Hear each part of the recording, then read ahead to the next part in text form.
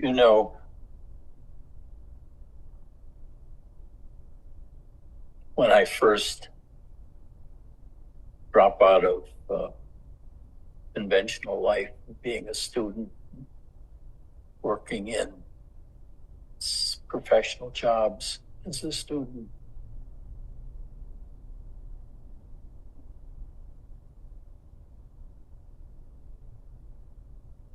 after a while, that got to be as troublesome as working in the everyday world.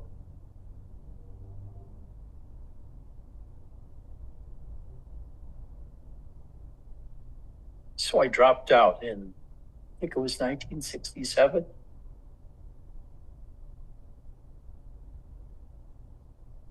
I was 25.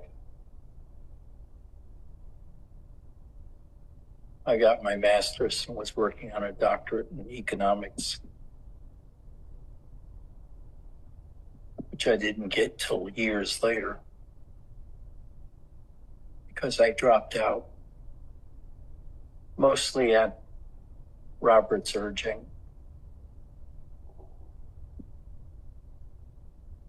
When I told him I was going to take off some time to study for the California psych license, which was a bear of an exam, I understand, never took it.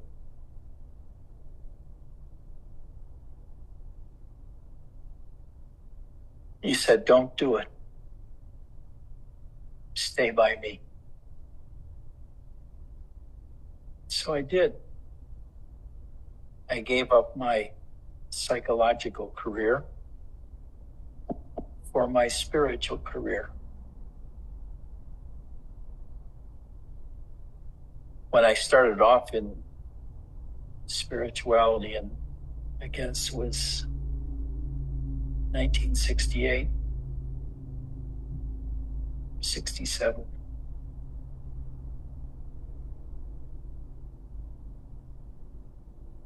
I had every possible false belief about spirituality that anybody could have.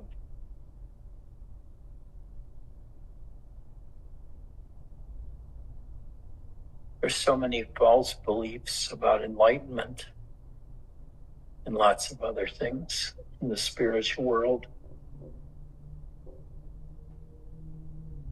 There are ideas of purification, transcendence, and all kinds of understandings that you're supposed to acquire. I never acquired them. They just didn't seem real.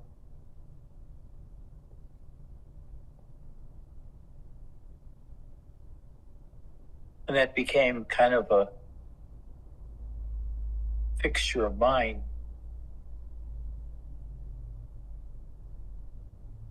Is all these spiritual concepts seem to be full of shit.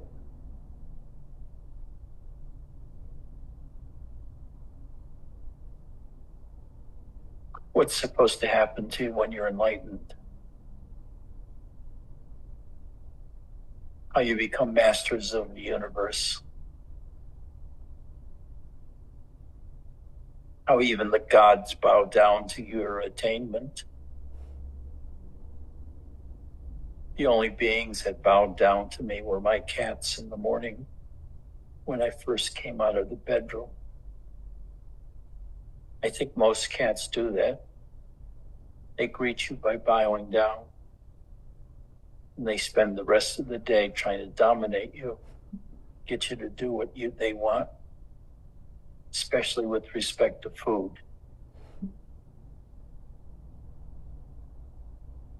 Vesselina, do your cats bow down to you in the morning?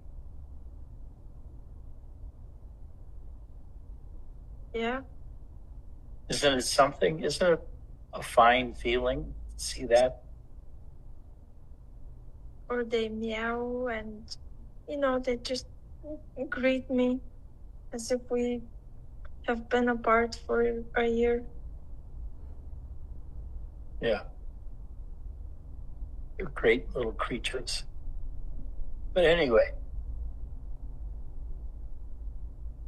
I never expected self-realization to take so long.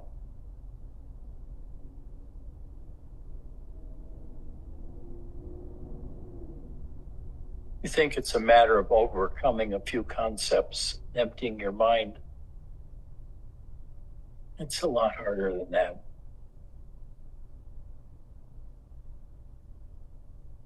It's not a matter of just emptying the mind, but you having increasingly empty mind because you've seen the bullshit nature of all things and all understandings, all concepts.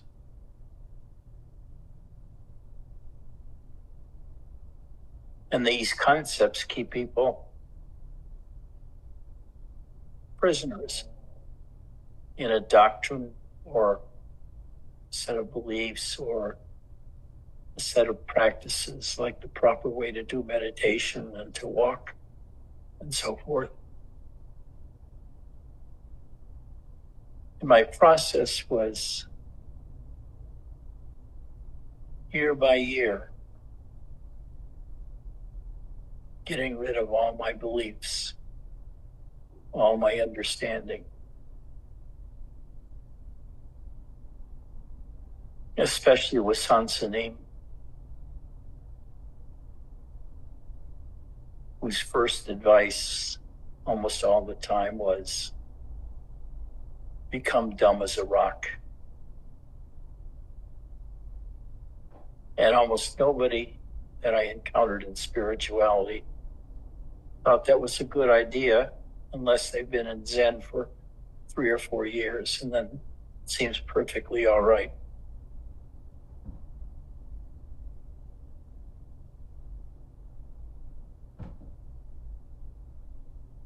But spirituality is also a battle for understanding the true nature of experience.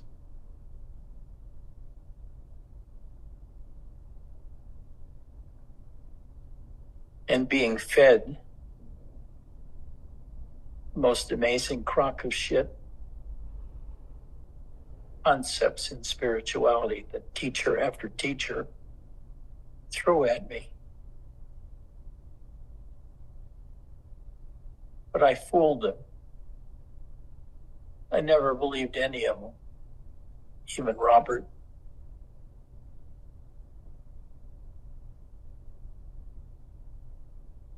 After a while, because of all the contradictions I've seen over the years, all the practices that I practiced without obtaining enlightenment,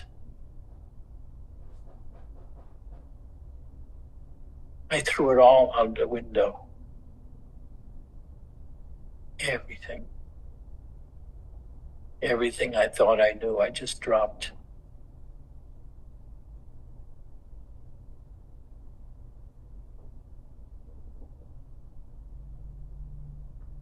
And I realized I didn't understand anything. The understanding I had were of concepts created by others.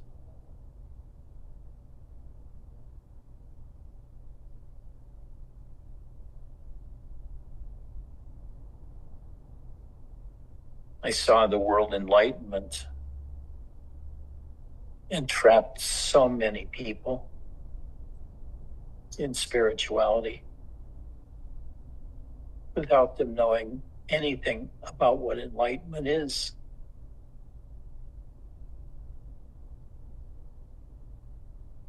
They just foolishly went to teacher after teacher and hung around them for a while, picking up the concepts that they said and rapidly rejecting them.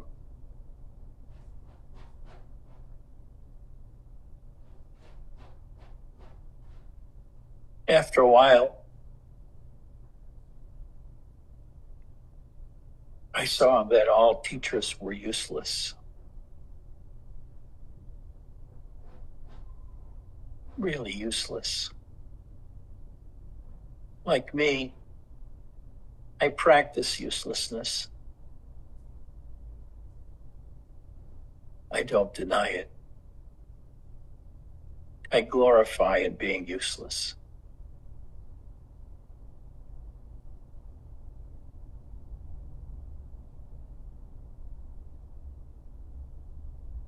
My students tend to be special needs people who can't function in the world much anymore. Don't want to function in the world anymore. And I set the example of being useless.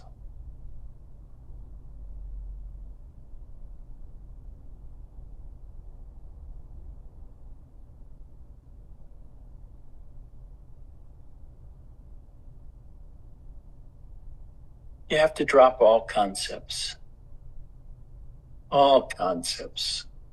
in spirituality or in physics. Realizing they're nothing but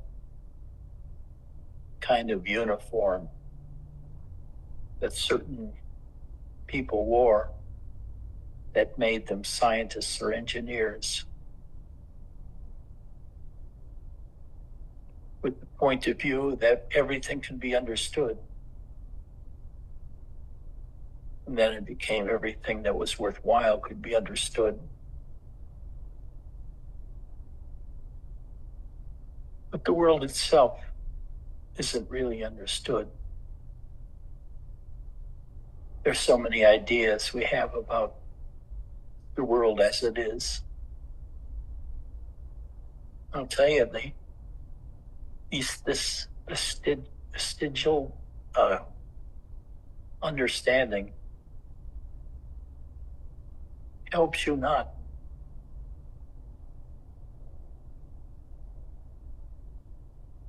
It's better to get to the point of just giving up and surrendering all your knowledge until you feel you don't know shit.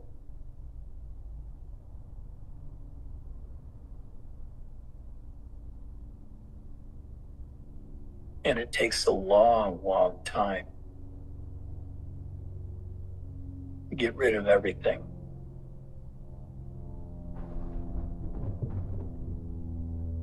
And when you get rid of everything in you, all the needs, all the wants,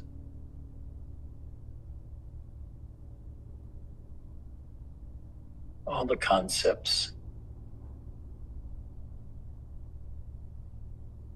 and you get to the place where you want nothing,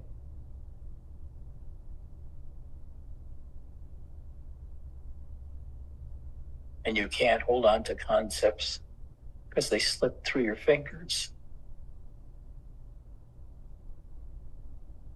There's a certain something that comes to you, which is in the midst of all that horror of your life going down the drain, all your wants and needs and understanding found to be useless.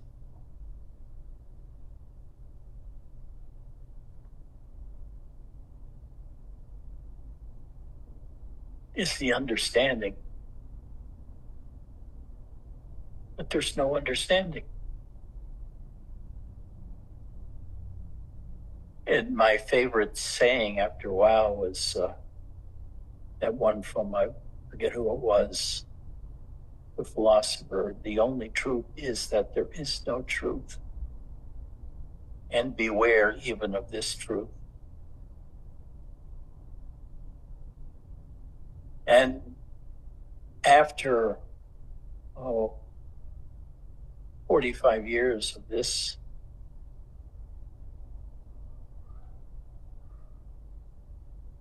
one day I realized, not too long ago,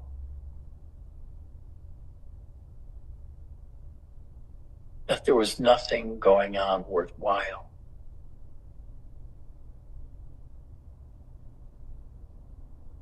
Just relax and see where life takes you.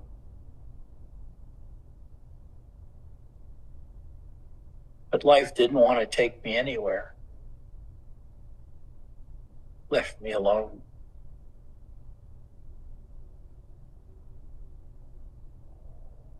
So I got the further idea that there was no ultimate guidance ideas either.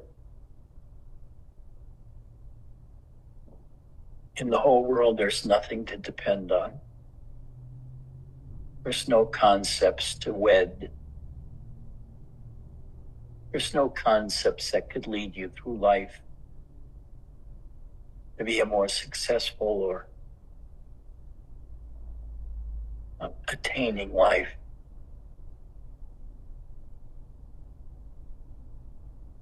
Almost all of the work is that of you letting go of concepts, beliefs, desires.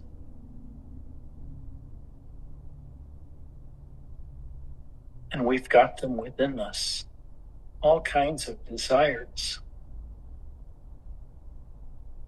And they all have to go. You desire nothing. And the strange thing is, when you check yourself after that realization,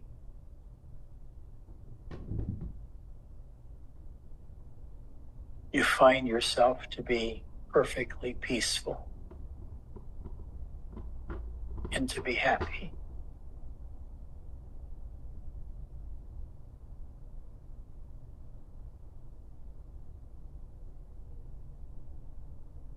You look at your life and you see an amazing thing. I'm empty. I understand nothing. I want nothing. And that letting go completely of the external world leaves me being ecstatically happy because I become the self, more or less. That entity, that process, that being, which was at the heart of that being that practiced so many things, looked for so many things, and wanted so many things. That's when I realized that that person was still tortured by concepts. They could be a monk for 35 years, and they're still filled with concepts about their faith, the religion, or what's the best kind of practices, or how to be. They're not empty. They've allowed their lifestyle and the program associated with that lifestyle to become their new framework, which is the thing, orienting thing.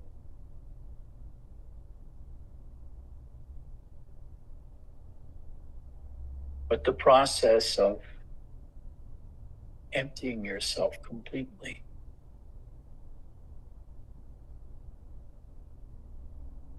is a near infinite thing. Because if you take a look at all the desires and things you want inside of you, is near infinite. It's what makes a human human. Their belief system, which leads them astray.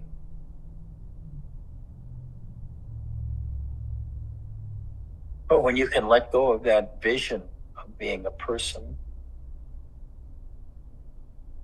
having a destiny, maybe working out karma, or playing with the energies and what that is supposed to lead to, is all seen as self-deceiving bullshit.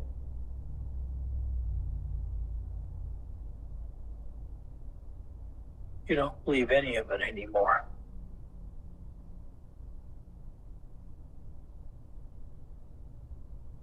You've been rescued from your own mind. And I think if you're this advanced,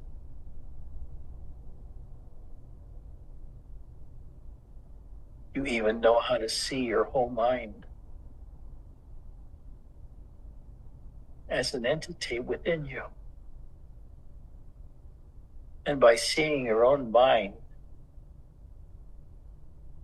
as being something separate within you, you have totally overcome the mind. And the gift is not a great enlightenment where you're suspended 3 feet off the ground and holy figures like gods as well as demons come and pay their respect to you. Or you're in a manger and all these holy men come to imbibe in your wisdom. You find out the only thing you have is nothing. You have no future. The past is irrelevant if you can remember it at all.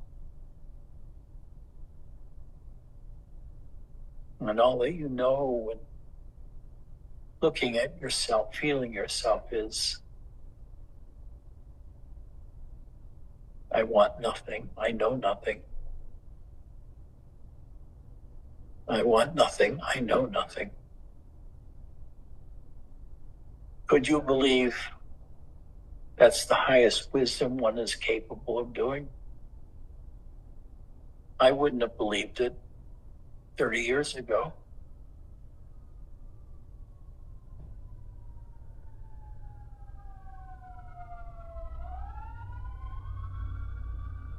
There's nowhere to go, nothing to do.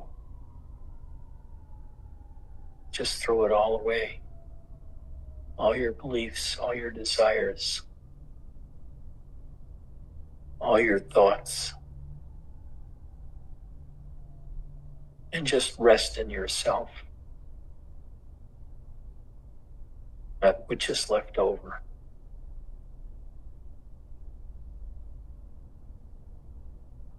Just rest in yourself. And you truly begin to understand what the self is.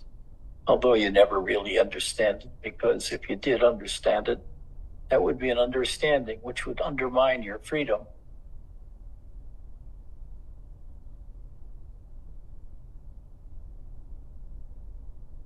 You come with an empty hand and you leave with an empty hand. You're not going to gain the world because you become stupid and ignore it. But you are definitely happier because you lose interest in the outcomes in the world, even those that affect your own body.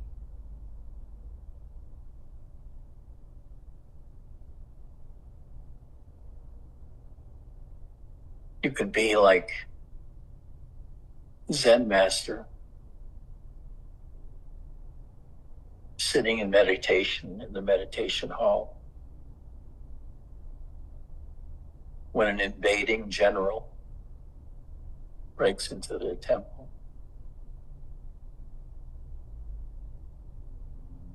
And marches in.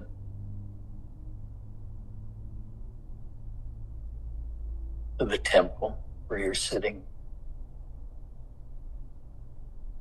And he starts demanding that you pay attention to him. but you don't pay attention to him because you know he's an asshole.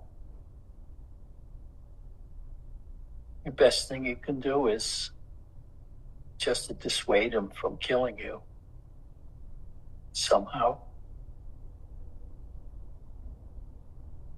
And when the Zen master abused the general by more or less ignoring him or responding in answers that were not suitable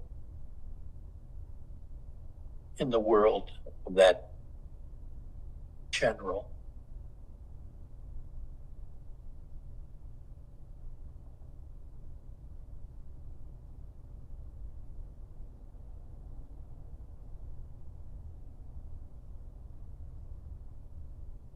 and maybe then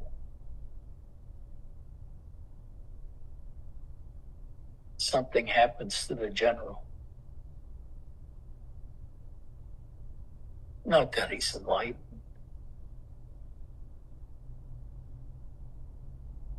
but he begins to see a way out of his own capture by his system.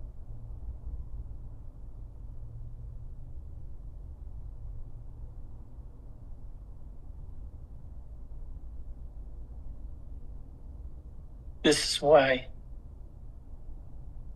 I say all the time, just relax. When a thought comes into your head, don't follow it, just relax. Let it go.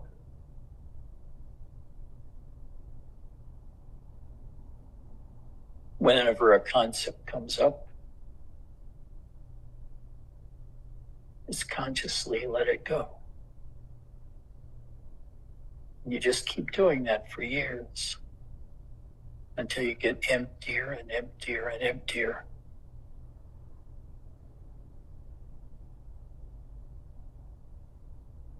By this time,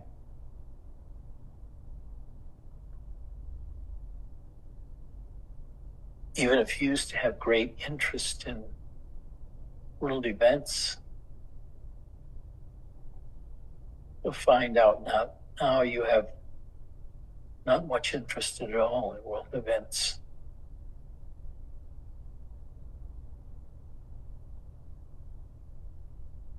What interests you now is what you're going to have to eat next.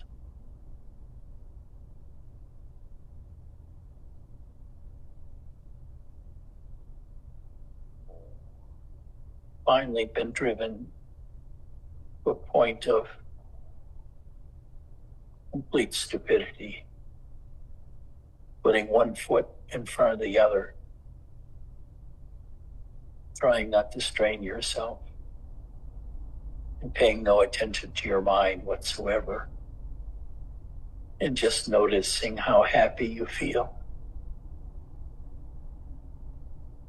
and how you want to throw all the rest of it away. Whenever anything comes up in your mind for perusal, it's being forced there by something or other in you. You just let it go.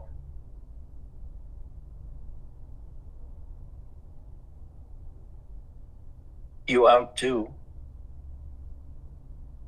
the guy from Mad that says, "What, me worry?"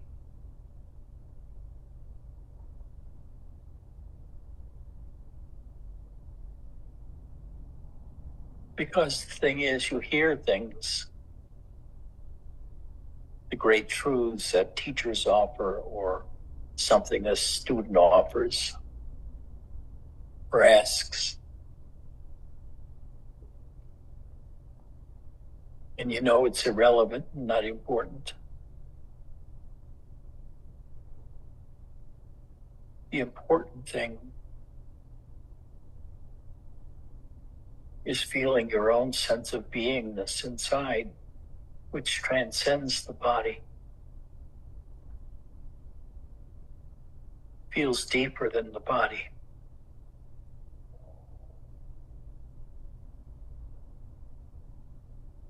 And then the body comes and goes inside your awareness. It goes when you fall asleep, and it comes when you wake up in the morning.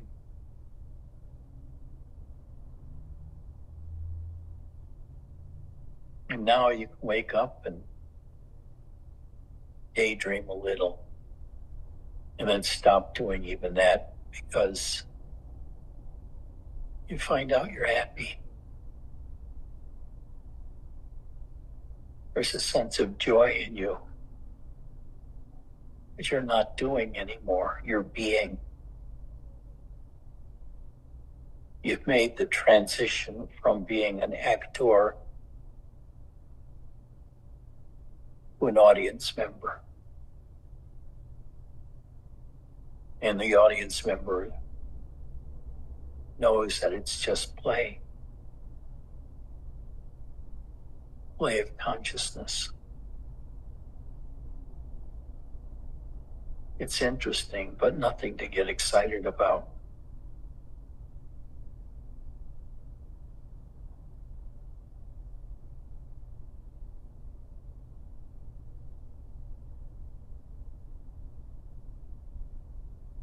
Maybe then you spend 15 years wandering the earth with a laptop or an iPad,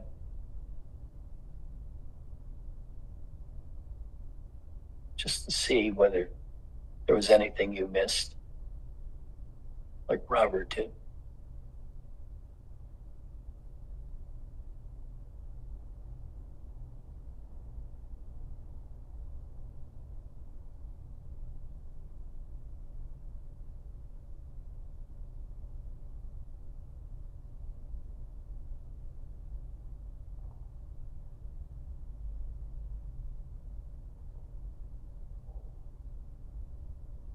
And then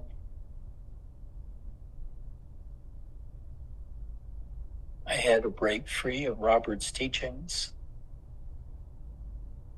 because they perplexed me.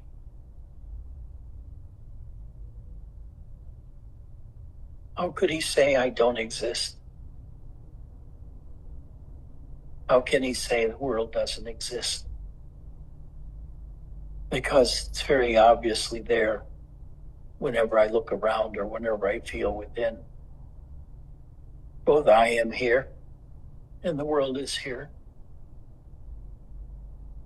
There's a dynamic tension between us as I move through space and time, doing or not doing things.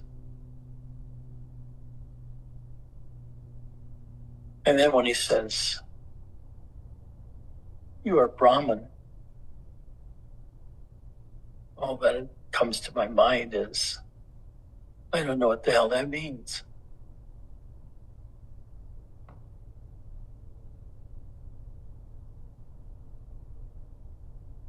But I do know that when I stopped following an interest in the world of any sort, even to practice meditation or something else,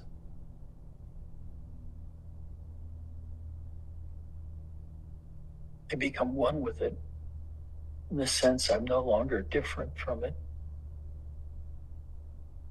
And the emptiness I experience is my own.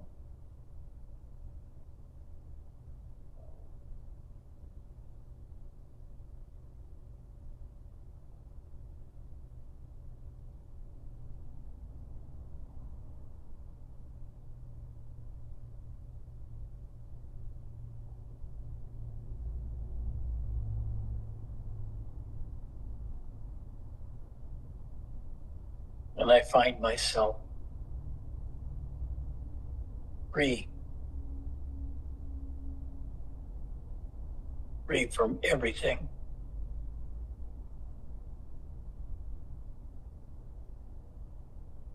At this point, I could wander the earth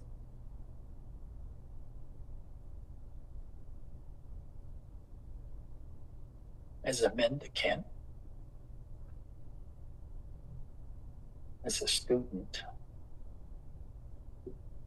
going nowhere special and wanting to attain nothing.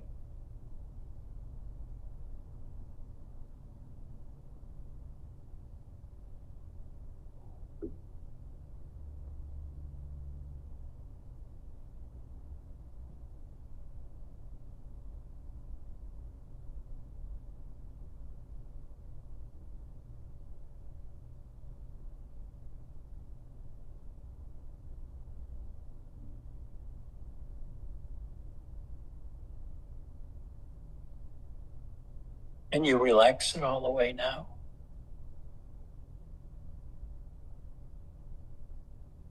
Can you just let go and let go and let go and relax?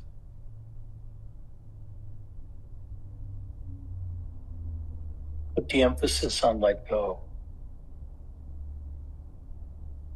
And see later whether you can let go of all of your ideas about spirituality or about emptiness or anything.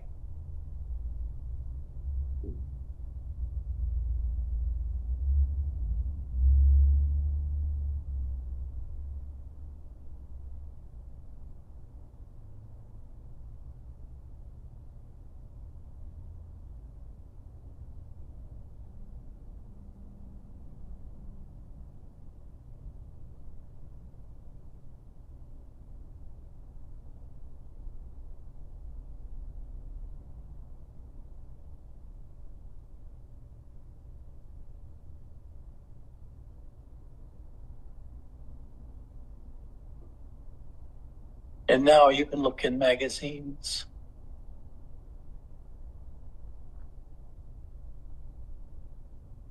And look at portraits and stories of great men.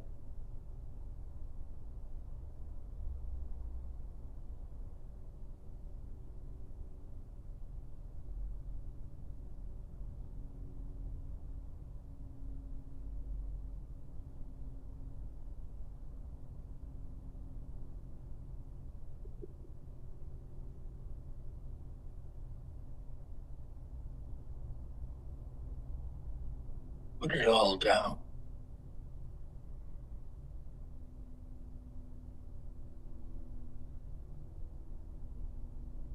Fall to the ground knowing nothing.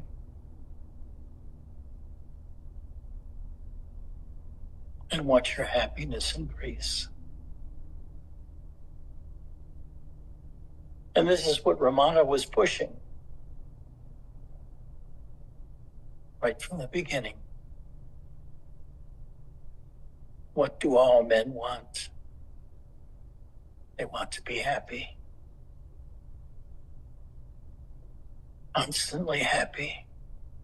Without tension. Without fear.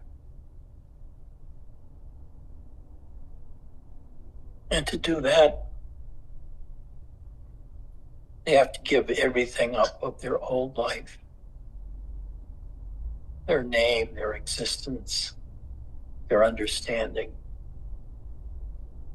Possessions too.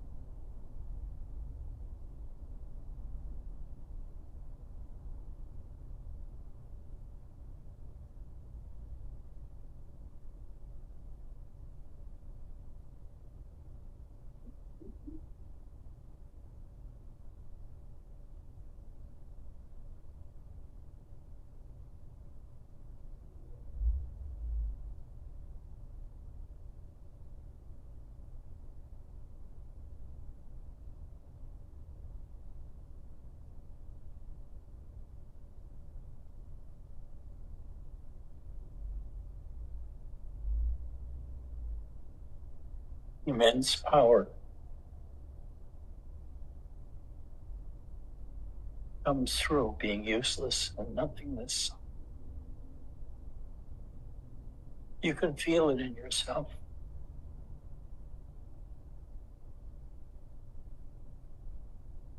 From time to time, certain situations, sense of power grows in you, and you can feel it in your body, and you don't know what to do with it because you don't have any programming left what to do with it. So it just comes there and stays as long as it wants. But you don't follow it because see doing anything with it doesn't interest you.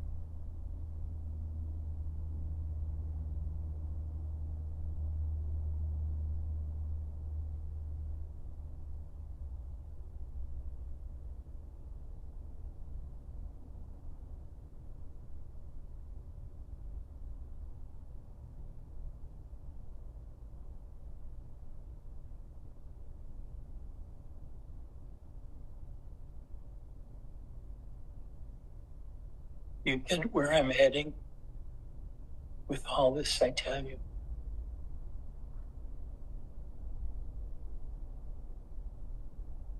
That the goal is to be goalless.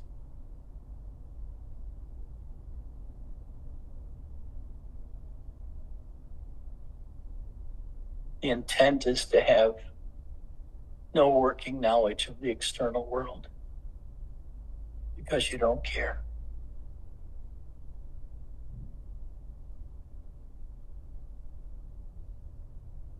Anything you want.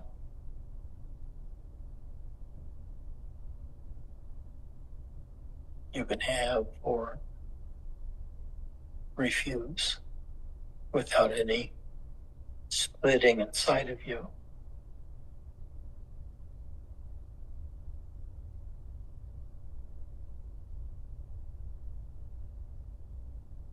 But basically, there's nowhere to go, nothing to do. All the ideas you have to be destroyed.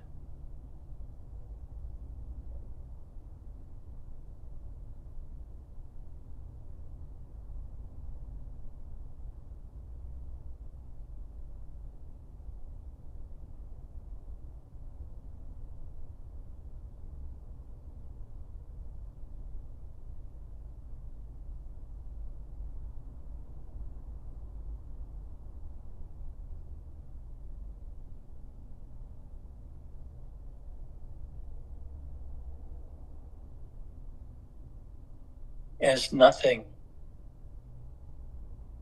you can fit in everywhere.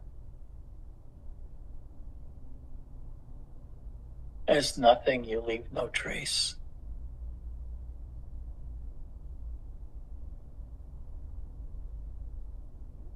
I'm not surprised that nobody remembered Robert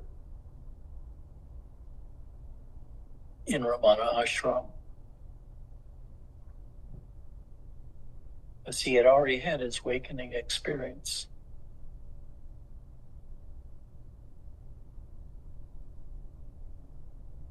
He already knew he was nothing.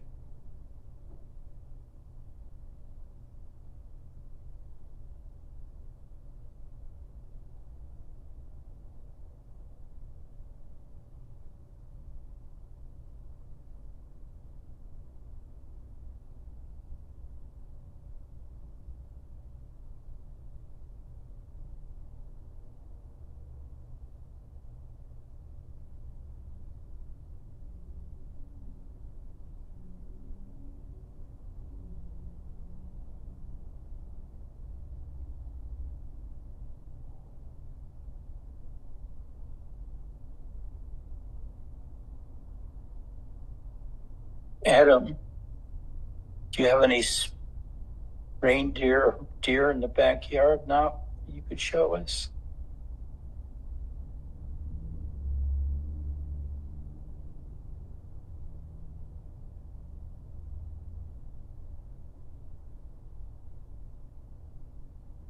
Probably. You have quite a collection there. Do. They've all adopted me because I feed them. What do you feed them?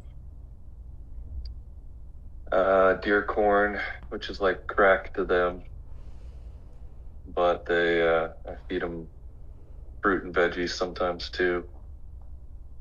Right now I'm just trying to give them water because it's over 100 degrees outside. But yeah, give me a moment and I'll see if I can find some for you.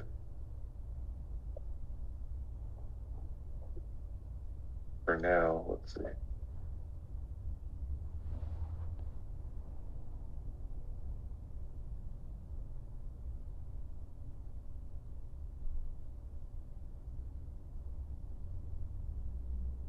For now, you get her.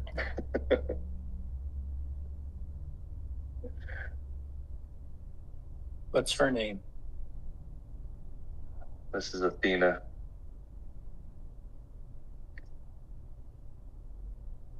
Goddess Athena. She likes to chase the deer. But only because she's jealous of me and my attention. Otherwise, she could give a crap about him.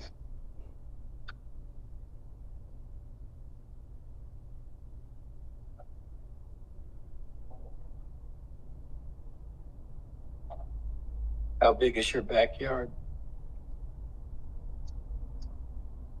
Quite big.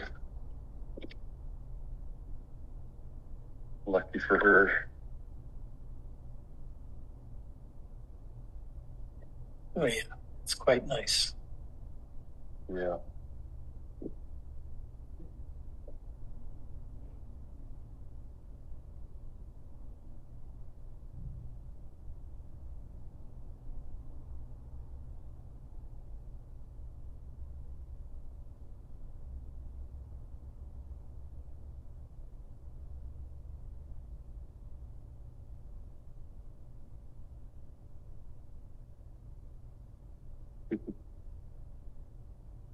Hi guys. There they are. Ed wants to say hi.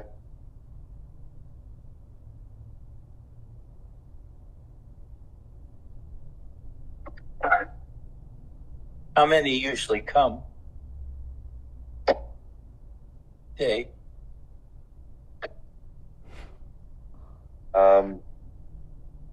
Sometimes up to about 30. Oh my God. Yeah, it's getting to ridiculous numbers here. I'm about the last person in the neighborhood that feeds them.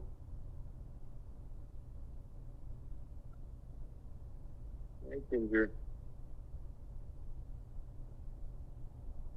How many have you given names to? Quite a few. This one's Ginger. That's Wilma. There's Giselle. Well, there are a whole bunch of them. Yeah. There's a newborn. Little newborn. In the background? Yeah. Cute one.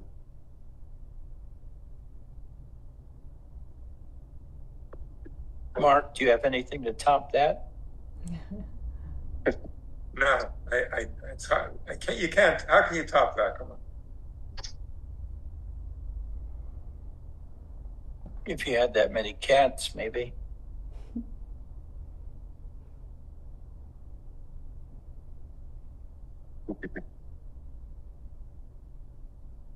That's really beautiful to see that. Yeah.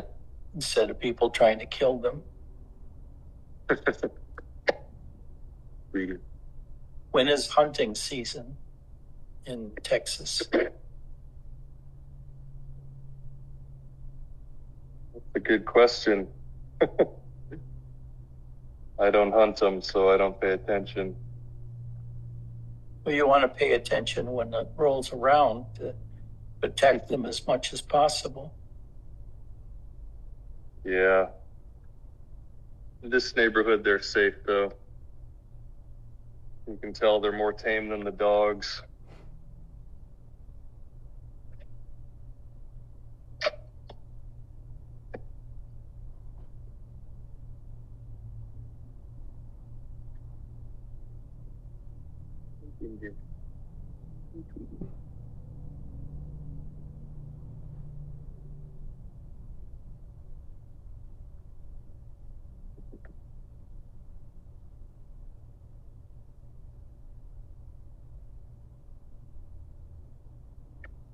They're like vacuum cleaners. Yeah, except that they poop out what they consume.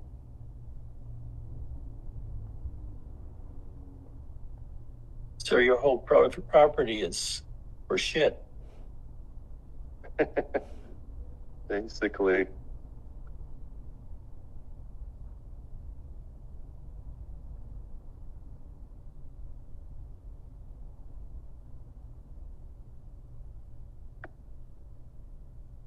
What did you feed them?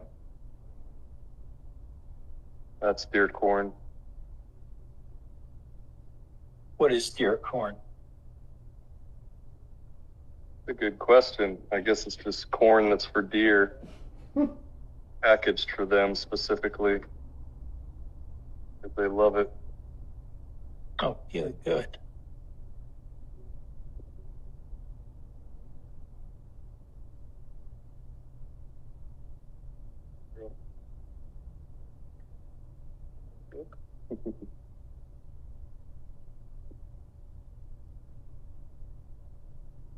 Okay.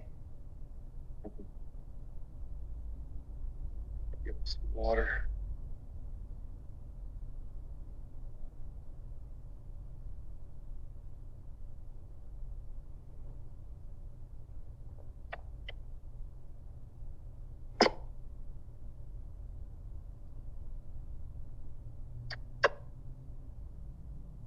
That's for you and the dog, huh? Yeah. So he's in the backyard and they were in your front yard. Yep. Although they will come back here and try and chase them away. Gets exciting. You try to chase them away or your dog does? She will. They'll jump the fence, do a few laps around the yard, chasing each other.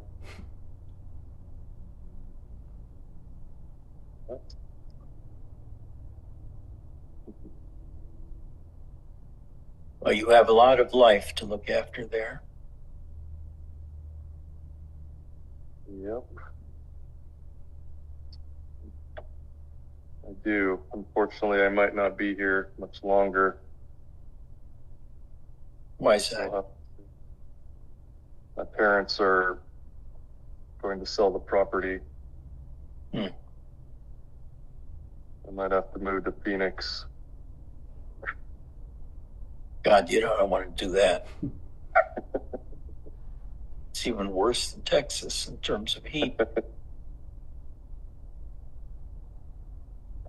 Not lately, but Yeah, I know. Not lately. getting used to it.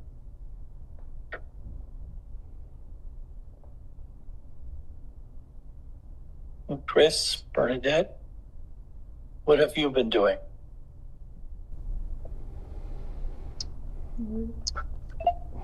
Not much. I don't know. Playing with the cats. Hanging out with you. Essentially nothing, right? Pretty much. Yeah.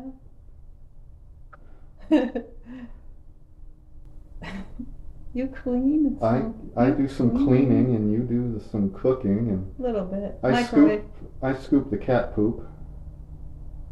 We have little jobs we each do.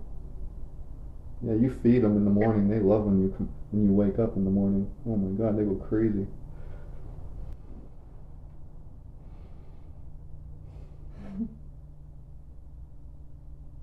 No, not a whole lot.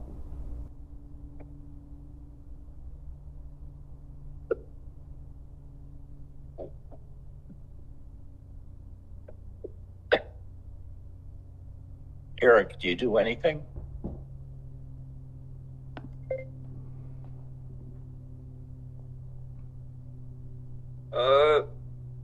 Sometimes I'll go on some hikes.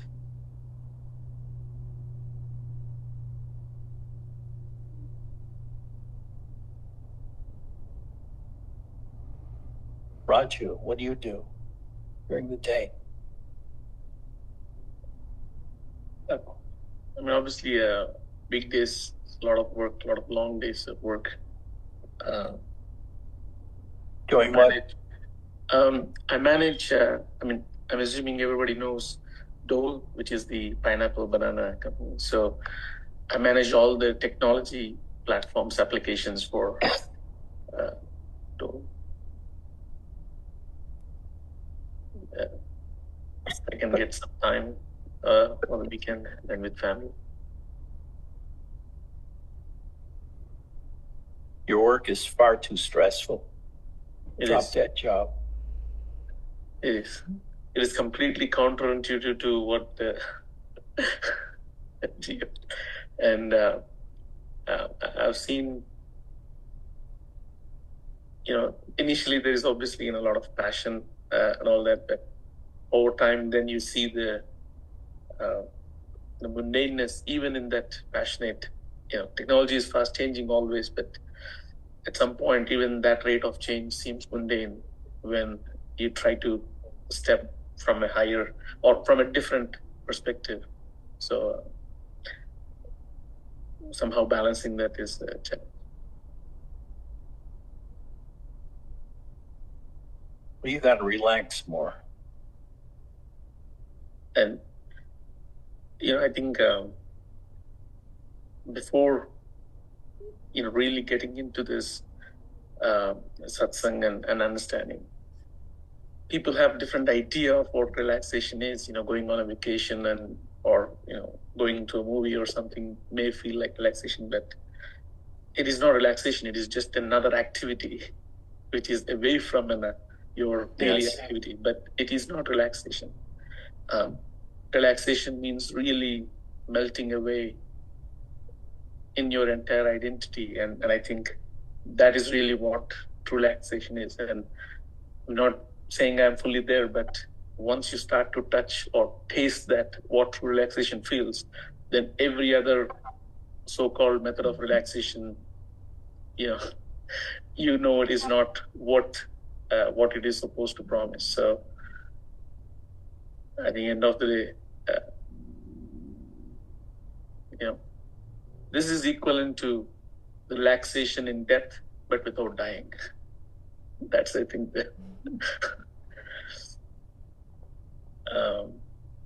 or this is the relaxation in sleep, but without sleeping. I think that's truly recharging. And once you know it, you crave for it, and you want to keep going there. Okay.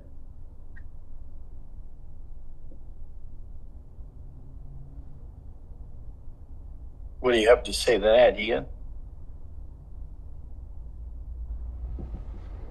Nothing.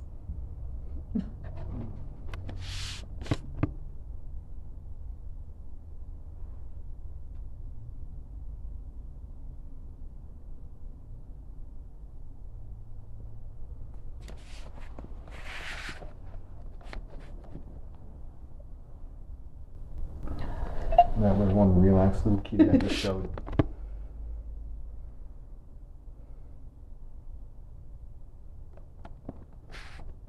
She's a great little kitty.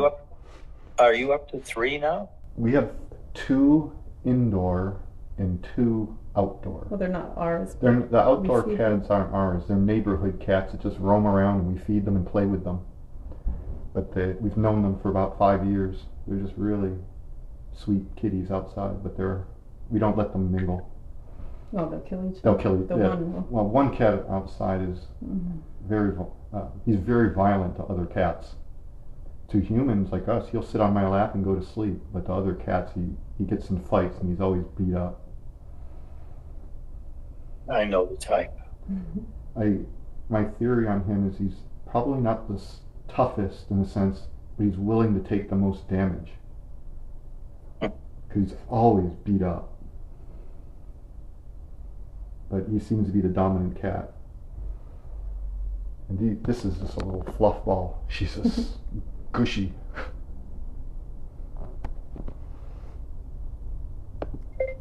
Tom, you look bored. I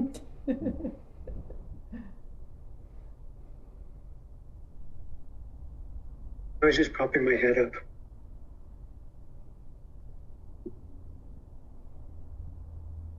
Not bored. Not at all bored. Thank you.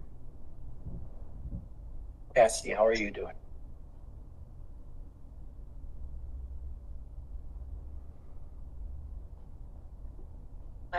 I'm becoming stupider and stupider and stupider. I can't remember words.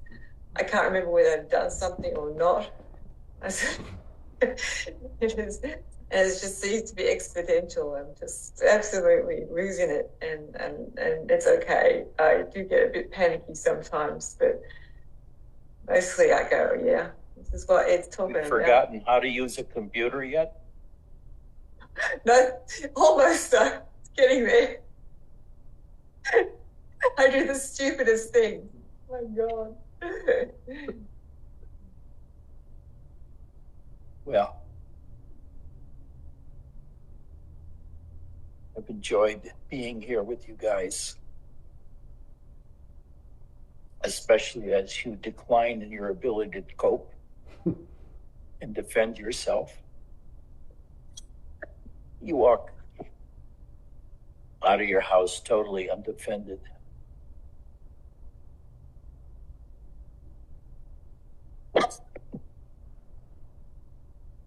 So I will see you Wednesday, I hope. Take care.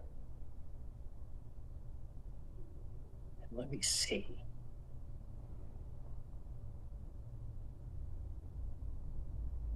I don't think I can assign the leader, because if I leave this meeting, I'll just leave without being able to do it.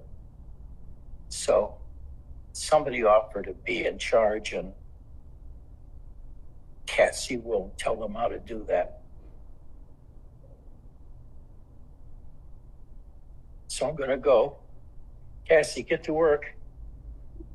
Edji, this is today is a auspicious day in the Indian context. This full moon is actually called as Guru Purnima. So Purnima is full moon, and this is specifically meant for paying salutation and respect to gurus. And it was also that this is the day that Buddha is, got enlightened. So in marking this day, salutations to you. Showing us the path. May you all be gurus within the next 6 days. Hey, you all are ready. Take care. Bye-bye.